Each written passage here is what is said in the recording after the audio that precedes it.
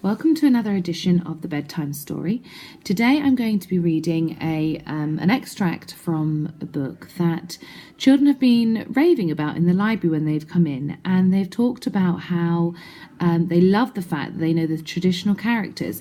So what these are called, they're called little legend books, and they have got characters from traditional tales, Hansel and Gretel, Little Red Riding Hood, Jack and the Beanstalk, but they've been written by Tom Percival and they've been put into chapter books.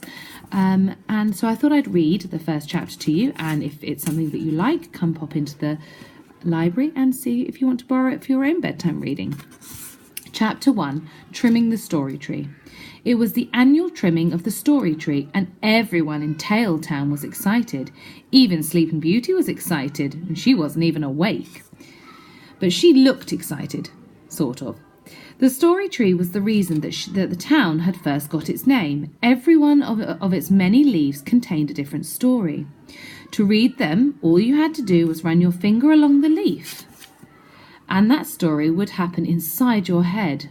Wow, imagine having access to all these stories. Imagine coming into our forest, into the library, and being able to stroke a leaf and being able to have all those stories in your head.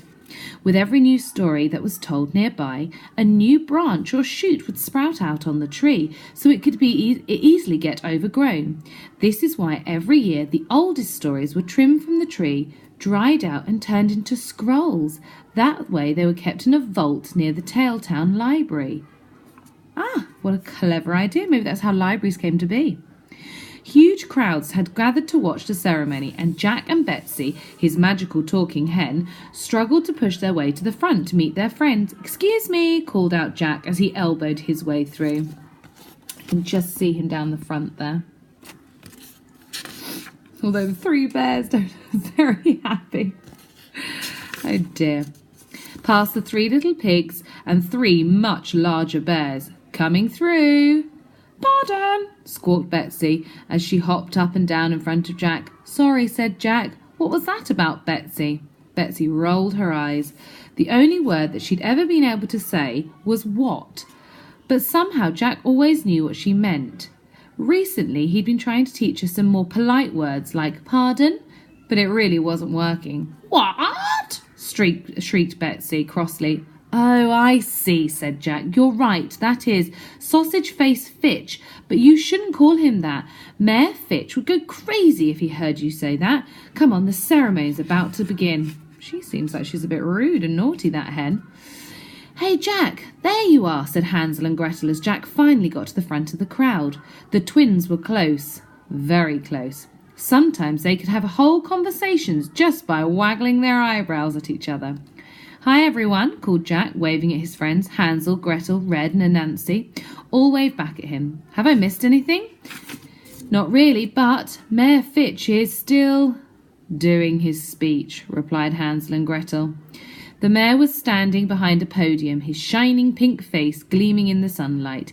He lifted up the ancient stone tablet that the poem "Live Long the Story Tree" was carved into. Everyone in Taletown knew the poem, which had been carved into the stone for almost as long as the town had been there. There he is, the scroll. The poem is, "Long ago upon this spot the Story Tree was born, and with it grew up Taletown, a rose without a thorn. Beware the shadows lurking in the darkness of the night. Who wants to take away this gift and hide it from its light? For if this tree is damaged, then expect the unexpected. The Story Tree is sacred and must always be protected. Long live the Story Tree." Absolutely, I think about that about all stories and books. And Nancy scowled while two grumpy-looking spiders perched on each of his shoulders, clacked their legs together crossly. Some people are afraid of spiders, but not Anansi. He loved them, and they loved him too. "What is it, Anansi?" asked Jack, noticing his friend's stormy expression. "I know we've all heard the poem 1,000,000 times, but it's not that bad." "It's not the poem, it's him," hissed Anansi, pointing towards Mayor Fitch. "He pretends to be nice, but he can't be trusted.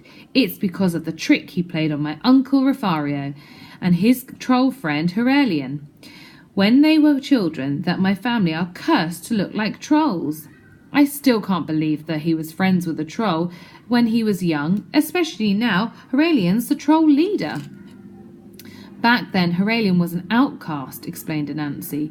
He was living all alone in the woods, and he saved Rafaria's life, remember? His voice was lost in the roar of the crowd as everyone became very excited. The sacred shiny story snipping shears had... Oh, there's lots of S's there, lots of alliteration. The sacred shiny story snipping shears had just been brought out by the mayor's guards. There was a spell of protection on the story tree, and the only way that anything could be cut from it was by using these magical shears, like big scissors. Mayor Fitch was holding them high above his head, preparing to make the first ceremonial snip, when a scream rose above through the crowd. "Trolls!" someone yelled. "The trolls are coming!" Immediately, Mayor Fitch's guards shot over to protect him, shoving the old lady who lived in a shoe into a muddy puddle. Jack and the others ran to help her as the rest of the crowd scattered. In all the confusion, the mayor had dropped the sacred shiny story snipping shears, and nobody but Jack had seemed to notice. As his hand reached out to pick up the shears, he was barged out of the way by a large blue creature with webbed fingers and brightly glowing eyes. "I'll have those," said the creature, smiling, a thin smile packed full of needle-sharp teeth.